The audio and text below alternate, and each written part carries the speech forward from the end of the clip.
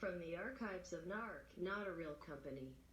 Hello everyone, welcome to the first episode of Who Had It Worse. This is a podcast where we compare 3 different historical events and see who had it worse. I'm your host, Name redacted. And today we will be looking at the Reign of Terror, the Nanjing Massacre, and the Holocaust. Let's get started. Our first historical event is the Reign of Terror. This occurred from September 5th, 1793 to July 27th, 1794. And it occurred in France, but mainly in and around Paris. So this occurred during the French Revolution, but the main cause of this was the creation of the Committee of Public Safety. This was a committee that had 12 members, and their main goals were to seize control of the revolution, and they wanted to make terror, quote, the order of the day, and that is called the September 5th Decree, which, as we know, started the Reign of Terror. They also wanted to take harsh measures against those suspected of being enemies of the revolution, and this is mainly nobles and priests. So what happened during the actual Reign of Terror, and what makes it such an awful event? For starters, there was lots of paranoia. This was mainly due to the fear that people were not being radical enough. This was thought of by the Committee of Public Safety, and specifically under Maximilien Robespierre's control. This is spelled Maximilien Robespierre,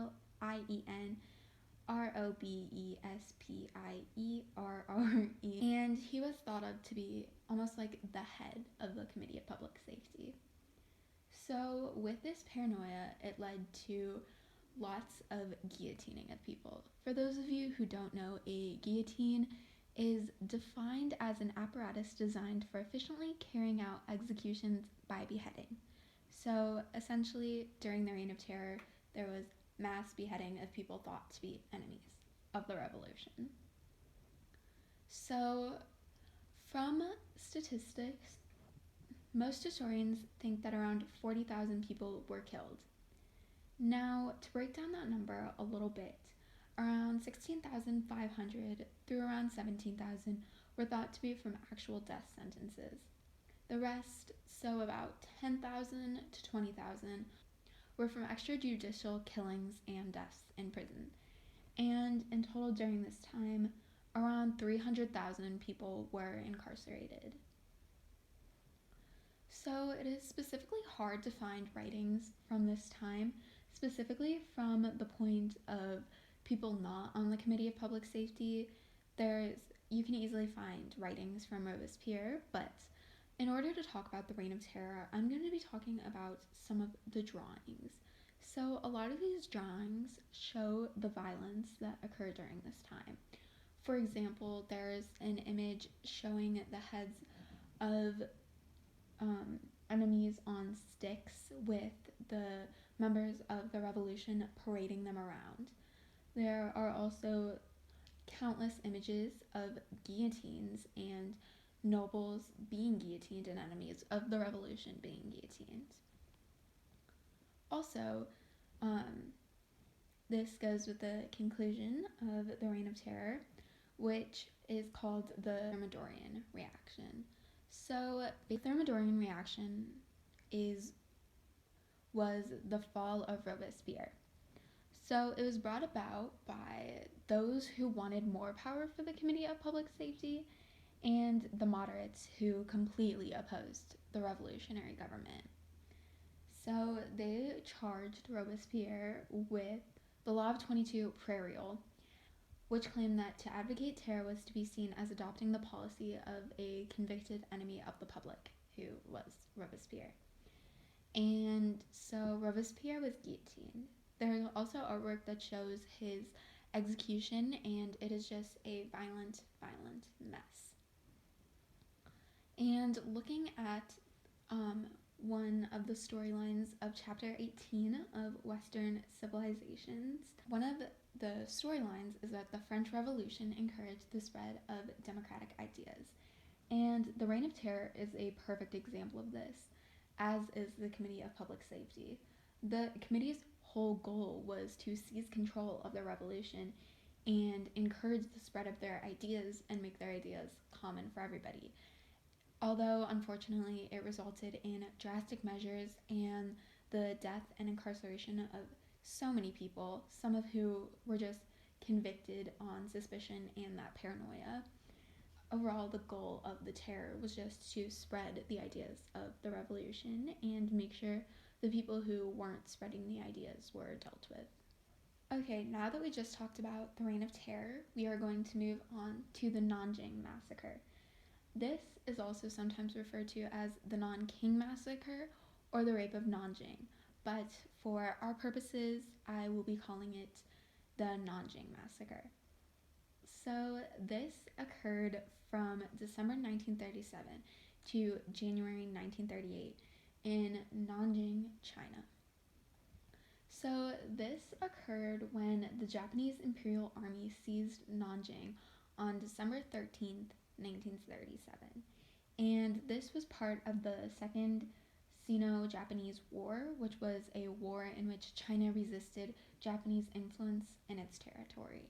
And this occurred from 1937 to 1945. So what actually happened during the Nanjing Massacre? There were mass executions, there were rapes, there were looting, and there were burning of buildings. 1/3 of the buildings in Nanjing were actually burned by the Japanese Imperial Army. So this was obviously a period of complete violence and utter chaos. There was actually a diary found by a German Nazi loyalist who was working in China, and he worked in China from 1908 to 1938, so he left right as the Nanjing Massacre was concluding. So his name is Mr. Rabe, and this is spelled R-A-B-E. So while in China, he established a neutral zone for Chinese refugees, and he eventually had around 650 people in his backyard that he was keeping safe. In his diary, he wrote about some of the horrible tragedies that he saw, including people who were getting shot, doused with gasoline, and being burned alive. He also says he saw a woman lanced with beer bottles and bamboo sticks. And in a direct quote from his diary, which was written on January 1st, 1938, he writes, quote, "The mother of a young, attractive girl called out to me, and throwing herself on her knees, crying, said I should help her. Upon entering the house, I saw a Japanese soldier lying completely naked on a young girl, who was crying hysterically.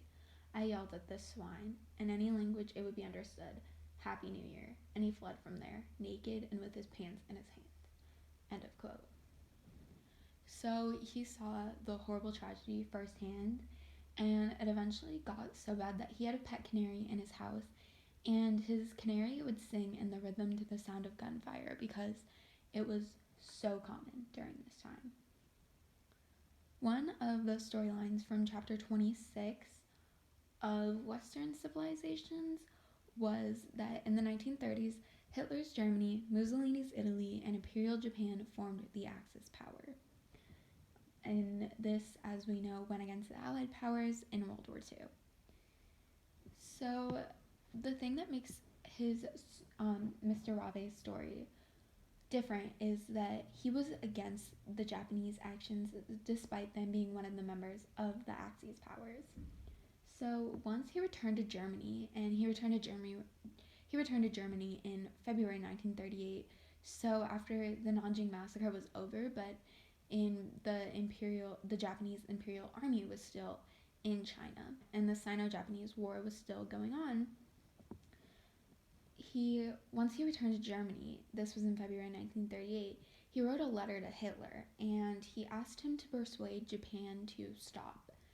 And this resulted in his arrest by the Gestapo, and he was interrogated for 3 days, and he was ordered to keep silent on the subject. This just shows that even though he went against, even though he wasn't on the side of Japan, he still had to keep quiet in order to save face. So let's talk about what happened to the Chinese in Nanjing when this happened. So there is no official number because most of the Japanese military records have been either kept secret or have been destroyed. But a lot of historians estimate that it's about between 100,000 to 300,000 Chinese people who were killed during this event. On the Chinese end, they say this number is higher. They say it on their memorial, it says 300,000 people were killed, but they believe the exact number is 369,366 Chinese people were killed. On the Japanese end, they don't believe it is nearly as high. They have said that they believe it's anywhere from 10,000, 15,000, or 50,000. So there is a huge difference in the numbers. So we may never know for sure how many people really died, but we do know that it was horrific and so many innocent people were shot and raped and harmed during this event. So the effect of this after World War II, I am definitely going to mess up these names, so I will spell them out. But Matsu Iwani, which is spelled Matsui space Iwane, and this was the person who ordered the destruction of Nanjing, so he was Japanese. And also Tani Hisao, which is Tani space Hisao, and he was a Japanese lieutenant general who personally participated in acts of murder and rape, and they were both found guilty of war crimes by the International Military Tribunal for the Far East, and they were both executed. Overall, this event was very brutal and very violent, even if 10,000 people were killed like the Japanese were saying, or if over 300,000 people were killed like the Chinese are saying. So many people were injured, brutally assaulted, and murdered. And even if the number is, as some of the Japanese people believe, as low as 10,000, even though 10,000 is not a low number, it was really brutal and so many people suffered from this event. The last event we are going to be talking about is the Holocaust. This occurred from January 30th, 1933, when Adolf Hitler becomes chancellor, to May 8th, 1945, which is when the war in Europe ends. And although most people are aware that the Holocaust started in Germany, it also occurred in Austria, Hungary, Poland, Czechoslovakia, and Yugoslavia. So the start of this begins with Adolf Hitler, who, as I just said, became Chancellor of Germany. So his original idea was written in his book Mein Kampf, which translates to My Struggle or My Fight in English. And it describes how Germany should have a need for a war against the Untermenschen, which is spelled Untermenschen, and in English this translates to subhuman Jews. So originally, with the start of the Holocaust, the goal of the Nazi Party was not to kill the Jews. They just wanted to deport them to the outskirts of all the cities and basically free the German people who were not Jews from being around the Jews. But as we all know, in 1941, that is when the extermination and concentration camps started to build, and this is when what we think of the Holocaust really occurred. So what actually happened was there was a mass ethnic cleansing, and well, we mainly associate it with Jewish people. One of the storylines in chapter 26 of Western Civilizations is that the Nazi state embarked on a genocidal project of mass murder to exterminate Europe's Jews, homosexuals, and the Roma. So when we mainly think of Jews, and although those are the people who died in the most amount, the Nazis also targeted the Roma, they targeted homosexuals, and they targeted Poles, disabled people, and Jehovah's Witnesses. So this resulted in a mass ethnic cleansing, and there were extermination camps where these Jewish people and the other people who were persecuted against had to go, and they were stripped of their clothes, their heads were shaved, and they were given a number to take away their identity. As well as in the Jewish religion, tattoos are not allowed, so it also specifically harmed their religion and how they believed they would be treated once they had passed. So in these extermination camps, there were crematoriums where the bodies of the dead would be burned. So many people in the camps also died of starvation and lack of food, and people were also shot at in the camps. There were also Einsatzgruppen, or the final solution, and this is spelled Einsatzgruppen, and these were death squads that killed Jews by shooting them in the streets of their towns. So a real-life example of someone who lived through the Holocaust comes from Elie Wiesel. This is spelled E-L-I-E space W-I-E-S-E-L. And he captured his experiences in being taken to Auschwitz concentration camp in 1944 and then later Buchenwald in his memoir entitled Night. Auschwitz is spelled A-U-S-C-H-W-I-T-Z, and Buchenwald is spelled B-U-C-H-E-N-W-A-L-D. So in his memoir, he describes when he first arrived to the camps being forced to leave behind all his possessions on the trains that took them to the camps, and he also had to leave his mothers and sisters as women were forced to go one way and he and his father and all the rest of the men were forced to go another way. He was stripped of his clothes, and his head was shaved upon entering the camp.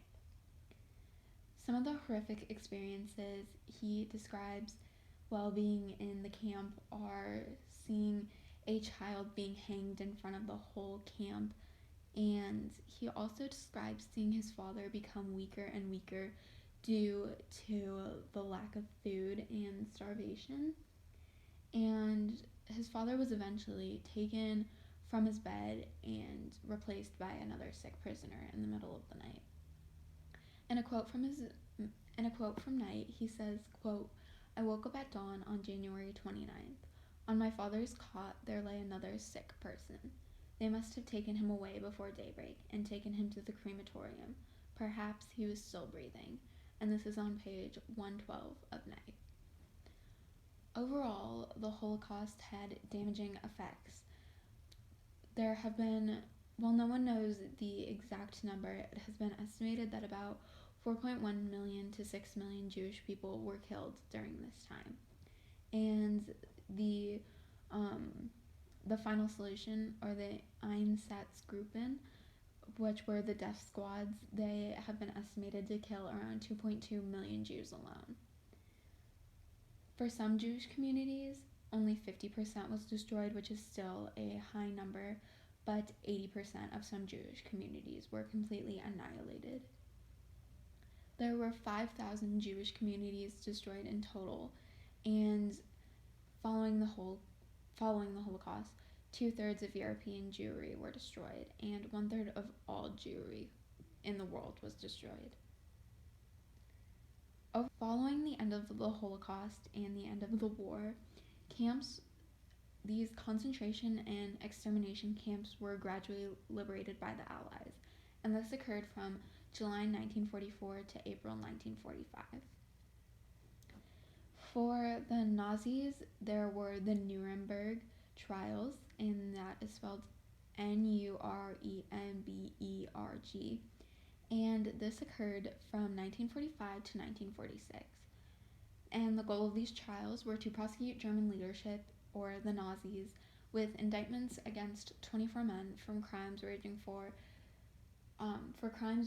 from conspiracy to even crime against peace and humanity. Now, unfortunately, Adolf Hitler, Heinrich Himmler, who was a leading member of the Nazi Party, and Joseph Goebbels, which I'm definitely mispronouncing, but that is spelled Goebbels, and he was the Minister of Propaganda for the Nazi Party. Those three men had all committed suicide, so they could not be tried for their horrible actions.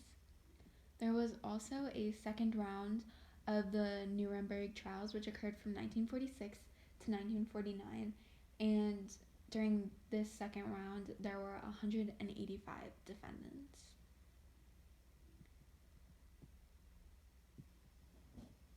Overall, this was a tragic event that took the lives of so many innocent Jewish people. And with Hitler, Himmler's, and Goebbels' suicides, they never received the satisfaction of seeing these men rot in prison like they deserved. Okay, so now comes the segment where we talk about who had it worse. With a quick recount, the Reign of Terror resulted in estimation of around 40,000 people killed, with lots of paranoia and just so many violent acts being committed. The Nanjing massacre resulted in either 10,000 or 300,000 people killed, with so many people raped and tortured and losing their homes. The Holocaust resulted in 4.1 million to 6 million Jewish people killed, with 1/3 of all Jewry destroyed in the world. Now that I'm thinking about it, I don't believe you can say any of these events and any of the people involved in the events had it worse than one another. They were all victims, and thousands of people lost their lives and suffered brutal, brutal fates. They all were, so many people lost their dignity at the hands of others, and essentially in all battles for power. All of these events are tragic, and to say people had it worse or didn't have it worse just because their circumstances were different, I just don't think you can compare them. Because I wouldn't want to be in any of these situations.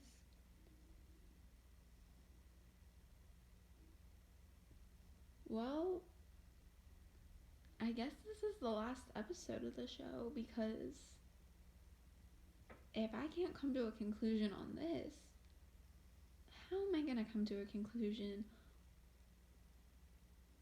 on any other episode?